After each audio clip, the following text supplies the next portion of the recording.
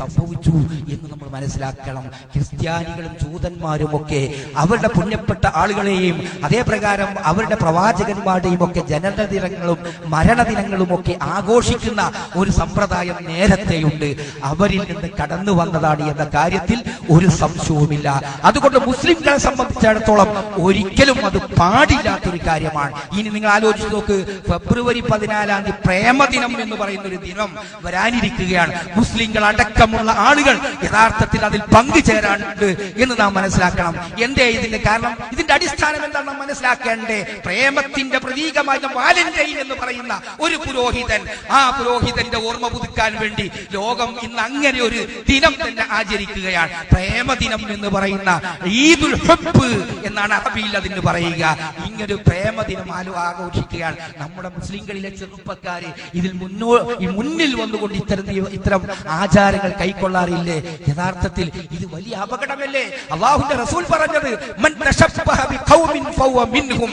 ഒരു ജനതയോട് ആരെങ്കിലും സാദൃശ്യരാകുന്നു എങ്കിൽ അവർ അവരിൽപ്പെട്ടവർ തന്നെയാണ്. ക്രിസ്ത്യാനിയുടെ ആചാരമാണ് ആരെങ്കിലും അനുഷ്ഠിക്കുന്നതെങ്കിൽ അവൻ ക്രിസ്ത്യാനിയാണ്. ജൂതന്റെ ആചാരമാണ് ആരെങ്കിലും കൈക്കൊള്ളുന്നതെങ്കിൽ അവൻ ജൂതൻ തന്നെയാണ്. അല്ലാഹുവിന്റെ പ്രവാചകനാണ് നമ്മെ പഠിപ്പിച്ചത് എന്ന് നാം മനസ്സിലാക്കണം. അതുകൊണ്ട് സഹോദരന്മാരെ, 1400 കൊല്ലങ്ങൾക്ക് മുമ്പ് ഈ സമുദായത്തെ നോക്കിക്കൊണ്ട് അല്ലാഹുവിന്റെ പ്രവാചകൻ താക്കീത് നൽകിയൊരു കാര്യമുണ്ട്. സാധാരണ നിങ്ങൾ കേൾക്കാറുള്ളതാണ്, ലതത്തബിയുന്ന സുനന മൻ കാന ഖബ്ലകും ശിബ്റൻ ബിശിബ്രിൻ വസിറാഅൻ ബിസിറാഇൻ ഹത്താ ലൗ ദഖലു ജുഹറ റബ്ബിൻ ലദഖൽതുമൂഹു. അല്ലാഹുവിന്റെ പ്രവാചകൻ താക്കീത് ചെയ്തതാണ്. നമ്മളെ നോക്കിക്കൊണ്ടാണ് പ്രവാചകൻ പറഞ്ഞത്. ലോക അവസാനം വരെ വരാനിരിക്കുന്ന സത്യവിശ്വാസികളെ, മുസ്ലിം സമുദായത്തെ നോക്കിക്കൊണ്ടുള്ള പ്രവാചകന്റെ താക്കീതാണ്. ലതത്തബിയുന്ന സുനന മൻ കാന ഖബ്ലകും. നിങ്ങൾക്ക് മുമ്പ് കഴിഞ്ഞു പോയവരുടെ ചര്യകൾ നിങ്ങൾ പിൻപറ്റുക തന്നെ ചെയ്യും. ശിബ്റൻ ബിശിബ്രിൻ വസിറാഅൻ ബിസിറാഇൻ. ചാണിന് ചാണായും മുഴത്തിന് മുഴമായും നിങ്ങൾ പിൻപറ്റുക തന്നെ ചെയ്യും. ഹത്താ ലൗ ദഖലു ജുഹറ റബ്ബിൻ. ഒരു ഉടുമ്പിന്റെ മാളത്തിലാണ് അവർ പ്രവേശിച്ചതെങ്കിൽ ലദഖൽതുമൂഹു, നിങ്ങളും പ്രവേശിക്കും. പ്രവാചകൻ നമ്മെ നോക്കി പറഞ്ഞതാണ്. ആ സമയത്ത് സഹാബത്ത് ചോദിക്കുകയുണ്ടായി, നിങ്ങൾ ഈ ഉദ്ദേശിക്കുന്നത് മുൻകഴിഞ്ഞവർ എന്ന് പറഞ്ഞാൽ അവരെ കൊണ്ട് നിങ്ങൾ ഉദ്ദേശിക്കുന്നത് ജൂതന്മാരെയും ക്രിസ്ത്യാനികളെയുമാണോ പ്രവാചകരെ എന്ന് ചോദിച്ചപ്പോൾ അല്ലാഹുവിന്റെ പ്രവാചകന്റെ തിരിച്ചുള്ള മറുപടി, പമൻ, പിന്നെ ആരെയാണ് ഞാൻ ഉദ്ദേശിക്കുന്നത് എന്നാണ്. ജൂതന്മാരും ക്രിസ്ത്യാനികളും കാട്ടിക്കൂട്ടിയ മതത്തിന്റെ മേൽവിലാസത്തിൽ കാട്ടിക്കൂട്ടിയ കാര്യങ്ങളൊക്കെ എന്റെ സമുദായമേ നിങ്ങളും പിൻപറ്റും എന്ന് മഹാനായ പ്രവാചകൻ നമ്മെ നോക്കി താക്കീത് ചെയ്തു എങ്കിൽ ഇതാ ലോകാവസാനം വരെയുള്ള മുസ്ലിങ്ങൾ കരുതിയിരിക്കേണ്ട കാര്യമാണ്. ഇത്തരം ദിനങ്ങളും ഇത്തരം മാസങ്ങളും ഇത്തരം കൊല്ലങ്ങളും ഒക്കെ ഇനിയും നമ്മുടെ മുമ്പിൽ വരും. ഒരിക്കലും നമ്മുടെ സംസ്കാരം നാം കളഞ്ഞു കുളിക്കാൻ പാടില്ല. നമ്മുടെ ആചാരങ്ങളും അനുഷ്ഠാനങ്ങളും നാം മറ്റുള്ളവർക്ക് വേണ്ടി പണയം വെക്കാൻ പാടില്ല. നമ്മുടെ സംസ്കാരം മറ്റുള്ളവർക്ക് വേണ്ടി നാം പണയം വെക്കാൻ പാടില്ല. നമ്മുടെ വിശ്വാസം, നമ്മുടെ ആചാരം, നമ്മുടെ അനുഷ്ഠാനം, നമ്മുടെ സംസ്കാരം അതെവിടെയും ഏത് ലോകത്തും ഏത് രാജ്യത്തും ഏത് മുക്കിലും ഏത് മൂലയിലും അത് മുറുകെ പിടിക്കാനുള്ളതാണ്. അത് പിടിച്ചുകൊണ്ട് ജീവിച്ചാൽ ഒരിക്കലും നമുക്ക് യാതൊരു നഷ്ടവും വരികയില്ല. നമ്മുടെ അന്തസ്സ് താഴ്ന്നു പോവുകയില്ല. നാം ഈ 21ാം നൂറ്റാണ്ടിൽ ജീവിക്കാൻ കൊള്ളരുതാത്തവരാവുകയില്ല എന്ന ബോധം നമുക്കുണ്ടായിരിക്കണം. വളരെ അന്തസ്സാർന്ന ഒരു ദീനാണ് നമ്മുടേത്. അന്തസ്സായ ദീനാണ് നമ്മൾ.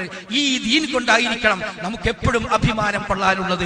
ഈ ദീൻ മുറുകെ പിടിച്ചുകൊണ്ട് അള്ളാഹുവിന്റെ കൽപ്പനകൾ സ്വീകരിച്ചുകൊണ്ട് പ്രവാചകന്റെ സുന്നത്ത് കഴിവതും പ്രാവർത്തികമാക്കിക്കൊണ്ട് ആ പ്രവാചകനുള്ള സ്നേഹം പ്രകടമാക്കണം എന്ന് മാത്രമാണ് ഈ സന്ദർഭത്തിൽ അവസാനമായി എന്റെ സഹോദര സഹോദരിമാരോട് എനിക്ക് ഉപദേശിക്കാനുള്ളത്.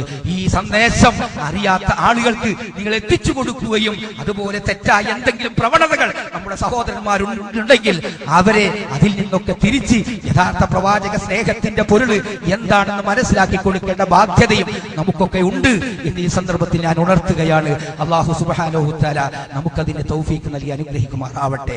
നമ്മുടെ ജീവിതത്തിൽ വന്നു പോകുന്ന തെറ്റുകളും കുറ്റങ്ങളും പോരായ്മകളും ഒക്കെ റബ്ബ് സുബ്ഹാനഹു വതആല നമുക്കൊക്കെ വിട്ടുപുറത്തു മാപ്പാക്കി തരുമാറാവട്ടെ.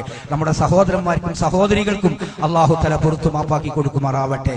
റഹ്മാനായ നാഥ, ഞങ്ങൾ മരിച്ചുപോയ ഞങ്ങളുടെ സഹോദരന്മാരും സഹോദരികളുമുണ്ട്. അവിടെ അവരുടെയൊക്കെ ജീവിതത്തിൽ എന്തെങ്കിലും പാളിച്ചകൾ എവിടെ വെച്ചെങ്കിലും സംഭവിച്ചു പോയെങ്കിൽ മഗ്ഫിറത്തും മർഹമത്തും നൽകി അനുഗ്രഹിക്കണമേ. അവരെ ഞങ്ങളെ നിന്റെ വിശാലമായ സ്വർഗത്തിൽ നീ ഒരുമിച്ച് കൂട്ടണമേ നാഥ.